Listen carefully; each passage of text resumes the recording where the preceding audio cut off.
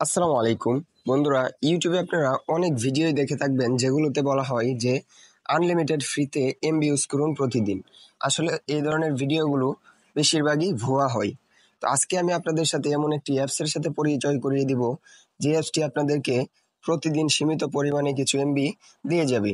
তো কি সেই অ্যাপস কিভাবে ডাউনলোড করবেন চলুন সেটাই দেখে আসি। প্রথমে আপনাদের চলে যেতে হবে গুগল প্লে স্টোরে আসার পর সার্চ বারে লিখবেন ডিসকভার ফর্ম ফেসবুক। আমি স্ক্রিনে বড় করে লিখে দিচ্ছি, সেখান থেকে দেখে লিখবেন। লেখার পর দেখতে পাচ্ছেন প্রথমেই একটি অ্যাপ এসেছে, আমরা এই অ্যাপটিকে ইনস্টল করে নেব। তো ইনস্টল করার পর অ্যাপটাকে ওপেন করব। ওপেন করার পর আপনাদের সামনে এরকম ইন্টারফেস শো হবে।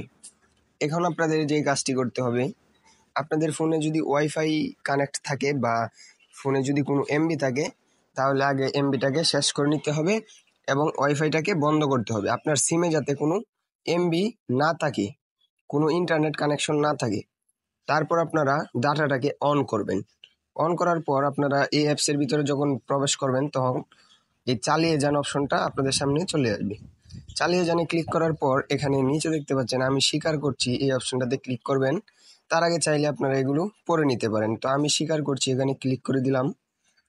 ক্লিক করার পর আমাদেরকে এই ইন্টারফেসে নিয়ে আসছে। আপনাদের ক্ষেত্রে এখানে একটি সার্চ অপশন আসবে, আমার ক্ষেত্রে আসছে না। সেজন্য আপনাদেরও যদি এরকম হয় তাহলে ব্যাক বাটনে আপনারা ক্লিক করে বেরিয়ে আসবেন। ব্যাক বাটনে 2-3 বার ক্লিক করে বেরিয়ে আসবেন। বেরিয়ে আসার পর আপনাদের অ্যাপসটাকে এভাবেই রাখবেন। রাখার পর অ্যাপসটার ভিতরে আবার ক্লিক করে ভিতরে প্রবেশ করবেন।